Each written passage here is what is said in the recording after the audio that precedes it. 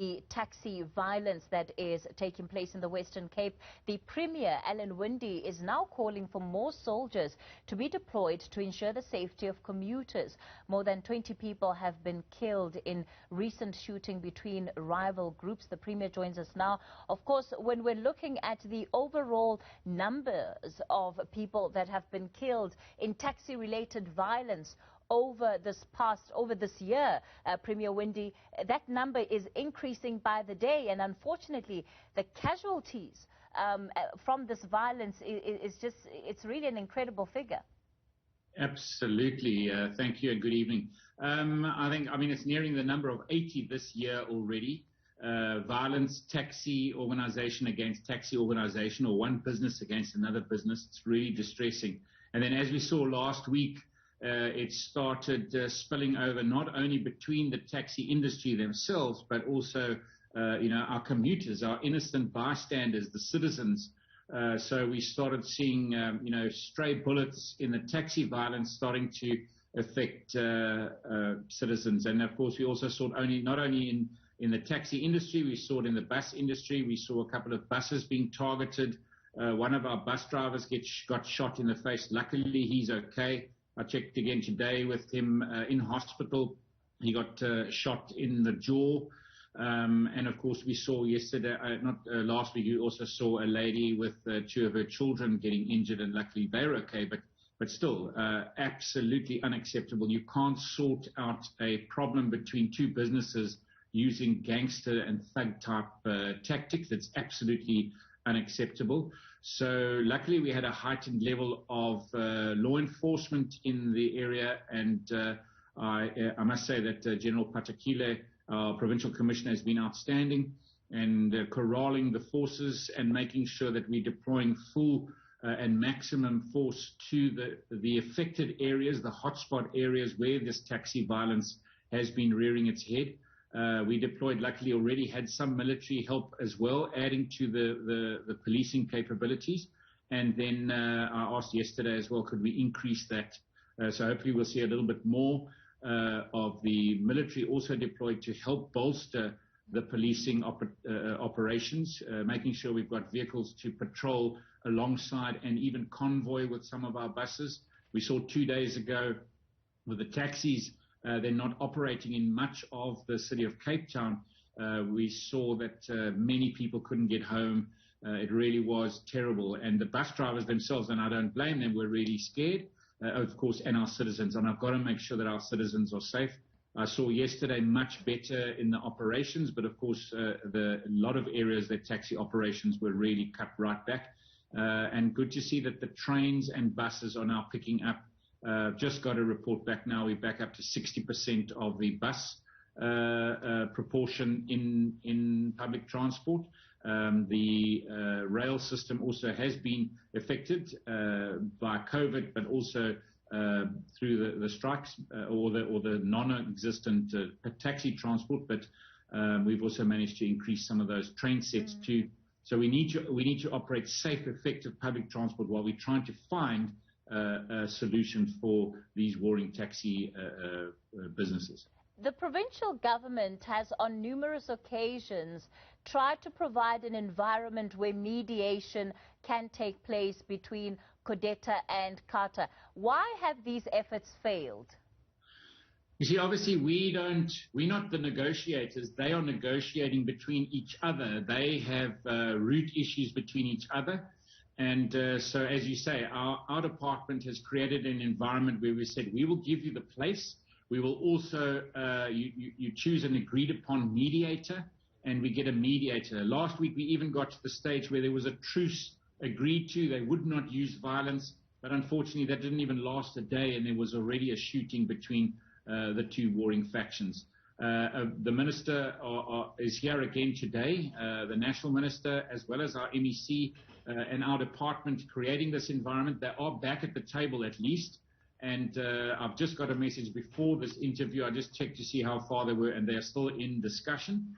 And really, I do sincerely hope that they can find each other. Otherwise, we're going to have to use other mechanisms. And those are what is applied for in the law, where we actually then forcibly close ranks and of course that the MEC has the powers in which to do.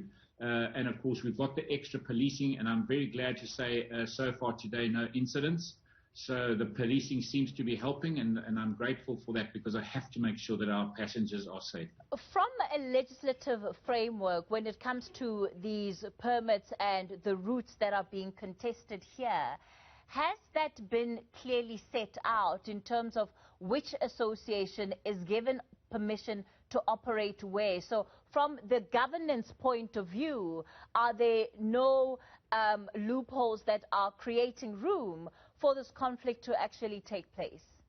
So that is where it is happening. You've got the allocation, and it's applied, and I mean it's applied in conjunction with the industry, looking at supply and demand and looking at the number of licenses per route. Of course, once that's agreed to, then it is assigned to, and at the moment in the Western Cape we don't have any outstanding or backlog on licenses. But then what happens is within these organizations, people move. So you've got members of CARTA might move to CODETA, and then they want to take their licenses with them. And of course, this is where the friction starts happening.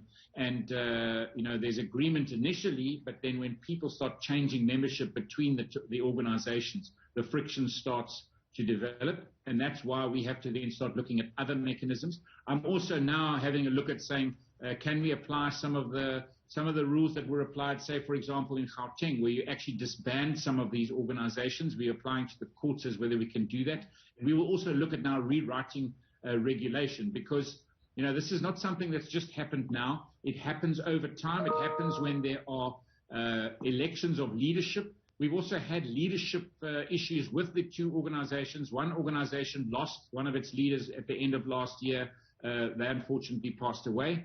One of the leaders in the other organization was assassinated. So you've got this bigger leadership problem and a bit of a vacuum. You've got younger people coming up through the ranks, and of course utilizing, and there doesn't seem to be calm within the system, utilizing these thuggish tactics, these sort of mafia-style tactics, which are absolutely unacceptable. You can't use them in a business environment when you're negotiating economic and business platforms, especially when it is a key component of public transport. It's between the buses, the trains, and the taxis. It is a key component of our economy and transport that is made available to citizens in the region. So Premier, because it's easy to muddy the waters, at least from one association to the other, in terms of why it is that they're fighting and why it is that the violence is not coming to an end, I just want to be clear that from a legislative framework, is the legislation clear enough to provide light,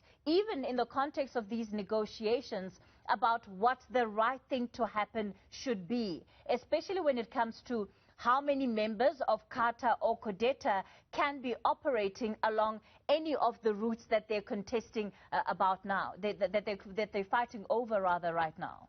Yes, I think that is quite simple. And of course that it's complex, but I want to say that your question is yes, absolutely. There's so many licenses to CARTA, there's so many licenses to CODETA on that specific route. And I mean, that's quite clear and quite simple. The problem is when people start changing from one organization to another. And there is another issue that we have in the province, is I think it's where the organizations start taking high entry membership fees into these organizations. So in other words, they would charge someone 60,000 Rand or 100,000 Rand to become a member of their organization, not necessarily coinciding with a license, but then that starts to put pressure on the organization to try and secure the license. And if there are only so many licenses available, then they themselves start to be put under pressure. And then, of course, there's the illegal taxis that come into the system then. At the moment, between 600 and 900 taxis are impounded on a monthly basis. These are illegal taxis. We've got 12,500 licensed taxis in the region. We probably have over 5,000 illegal taxis in the region, and that also adds to the competition, the competitiveness, and we've also got to have a look at how we can probably become even more aggressive with the impounding of the illegals, so that we get structure and regulation and law and order into the taxi industry here. In terms of the changeover, because you've mentioned it twice now as being one of the main contributing factors to this violence, the changeover of drivers between the two associations, is there legislation that governs that? So are you clear as government about what happens to my license if I'm under Kata, but then I decide to move to Kodeta? So that is clear. The license belongs to that driver in that, or that vehicle in that, in Kata or in Kodeta. What happens now is this grey area, which is not determined in legislation. When somebody moves, you can't take your license with you and swap it, and that's where this fight is. And of course, what we need to do as well is understand, do we tighten up the legislation? Do we, and that's what we're asking for now, even from a legal point of view, can we disband this organization if they are acting illegally? So we really are, and I think we've got to reinvent the legislation as well, learning from these lessons. I cannot have this happening over and over and over again. So in a part, I've also got to say that I think we need to redraft some of our legislation. Would that end it? Would that end the conversation and the need to mediate if the legislation was clearer? I seriously hope so. I mean, of course, you know, you never really know, but I mean, whoever drafted the existing legislation probably thought so, and it shows that it hasn't. So we obviously have to re-amend and apply the full force of the law. And at the same time, I also am really calling to the taxi industry to behave as a responsible business. We expect business to be responsible in this space, you know, and of course we have seen much illegality.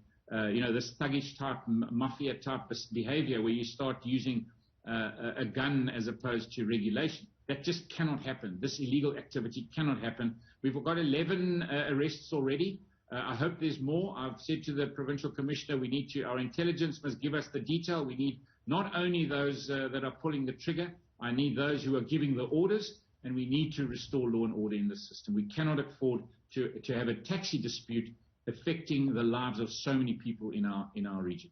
Western Cape Premier Alan Winde, let's leave it there for tonight.